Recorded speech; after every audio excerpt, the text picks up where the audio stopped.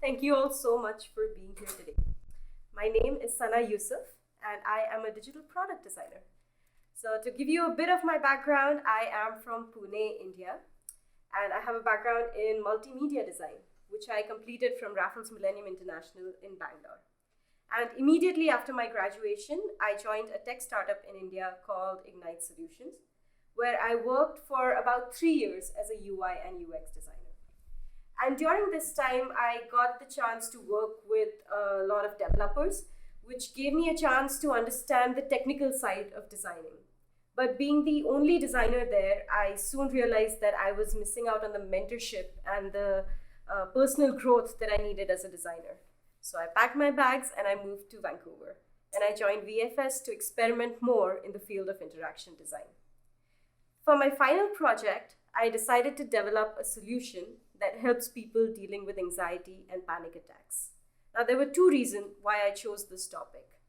One, it allowed me to combine the two passions of mine, design and psychology. And two, because I recently watched a very close friend of mine go through a horrible attack. And this inspired me to go ahead and do some research. And I found out that 275 million people in this world deal with anxiety. That's almost 1 in every 6 people.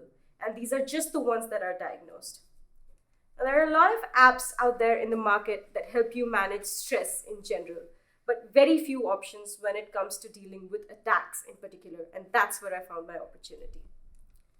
So I was talking to this friend of mine later on, and she tells me that she was looking for the pictures of her cat on her phone when she was going through the attack. And she couldn't easily find them, which made things so much worse for her. And just like that, Soma was born.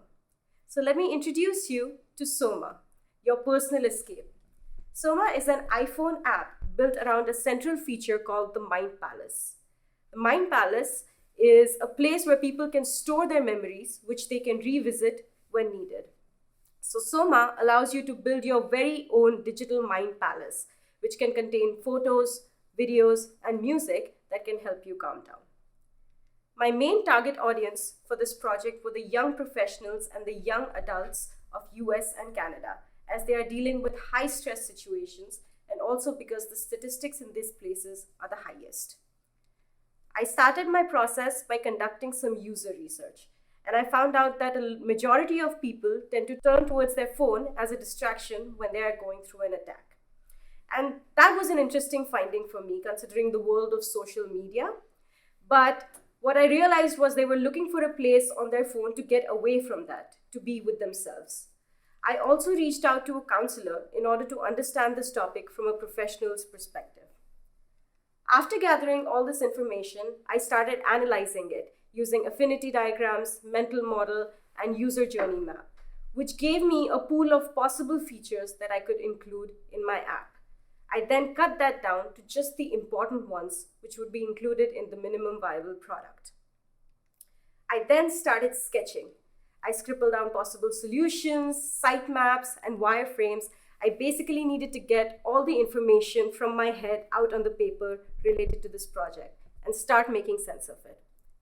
I then digitized those wireframes in Sketch and uploaded them to InVision. At this point, I needed to validate the design assumptions that I had made. So I started user testing, which helped me figure out the possible holes in the user flow at an early stage and create multiple iterations of the wireframes. My main challenge was to declutter the UI as much as possible, considering the sensitive state of mind of my users. As I reached the stage of the final UI, I started looking for inspirations online and created Style Tile to get a sense of the visual direction. I decided to go with gradients, with bright and uplifting color tones, and maintained that theme through soft and welcoming typography. For my icons, my goal was to have them as easily tappable and legible as possible, so I kept them solid and thick-weighted. I created my final UI in Sketch, and I initially wanted to use InVision Studio for my animations, but as you can see, my designs broke in them. They did not work very well with my sketch files. So as a plan B, I found Principle. I realized that it was a much better tool for what I wanted to achieve. So I used it to create an interactive prototype of the key features of my app. So let me walk you through some of these key features. When the user enters the app, they get an option to select a theme. This automatically gives them a sense that this is their personal tool and that they are in control. Then they are taken through a step-by-step wizard which helps them set up their mind palace. And when they're having an attack, they can dive into this mind palace and browse through their photos and their videos, listen to their favorite music, note down their thoughts and their moods, and get in touch with their emergency contacts in case needed. Through my research, I also found out that a lot of my users experience shaky hands during an attack. So to integrate that, I added a feature called autoplay. Using this, the user can continue the experience of the mind palace by placing their phone on a stand. The app also tracks the location, the health activity, and the general behavior of the user on the app. When do they visit their mind palace? At what time? What content helps them the most? And the future versions of this app will use this information and with the help of machine learning, not only become even more personalized, but also be able to detect attacks as they occur. The journey for this project was a difficult one, but I feel like I have come out of it with as strong skill set as ever, and I'm ready to take on the design world. Thank you. Very good. I love it. I also, how did you come up with the name also on the logo? The Soma. Oh, this was an interesting story. So the inspiration comes from A Brave New World, where there's a pill. It's a drug that helps you calm down. But other than that, I also felt like Soma was a name of a person, and that was my main intention for this app. I wanted to be like an assistant, personal tool, so I wanted to give it a more human name. Mm-hmm. It sounds soothing to me, just the name itself, and I think that the one thing that gives me anxiety, seriously, is the iPhone. Because, I mean, in all honesty, it does, because we're so used to it that it invades your life more often than you want it to. And I was wondering whether or not if you were having that attack, and I find myself not necessarily going to a picture, but I go to Checkers or some other thing on here to take my mind off things, as to whether or not you could actually talk your anxiety into the phone and it would measure and bring out your picture of your cat or your dog at the same time. But it's kind of a tool that it maybe, I would think that maybe a telco could offer it up as one of their apps. Sure. I think that's where it could go, is to a Bell or a Telus or a Rogers or even a Shaw. That's a very good idea. Yeah, and either that or you find a way to develop it on your own. And I don't know how much money it would cost to do it and develop it up, but it could be an app that could be sponsored by a number of clients. Doctors and I think it's got a lot of legs. Like right now, apps like Headspace are some of the biggest apps in the App Store. And the whole idea of like anxiety, like dealing with anxiety, like you said, it was 400 million people, but really it's probably like 1 billion people. Mm-hmm. Right, because there's just like, as you said, there's so many people who don't admit to it or are not diagnosed but have anxiety, or they have a lower level of anxiety, so they're not on meds. Yes. Right, I think the 400 million are people on meds. Yes, right? They're the ones that they know that they're going through something like this. Right. There's another probably 500 million that are just you could do well just with the ad agency. So right now, are you planning on wanting to actually take this to fruition? That is one of my intentions, yes. I have been talking to a couple of my friends, a few developers, a few business people who are into business about potential to actually take this product forward and develop it. And I have gotten pretty good feedback when I shared this out on LinkedIn and social media. So hopefully, yes, if I find good partners to start this up with or good investors, then... You could do a Kickstarter too. I think the interesting thing here, first of all, how you started out with your premise of combining design and psychology, very smart. In terms of kind of defining what you're, it's like how you sell movie scripts, right? It's 12 Angry Men meets 9.5 Weeks. So design plus psychology is very smart. But then, like our friends, writers would know, write about what you know about. So the fact that you came at this from a personal experience, and so it's creating what you know.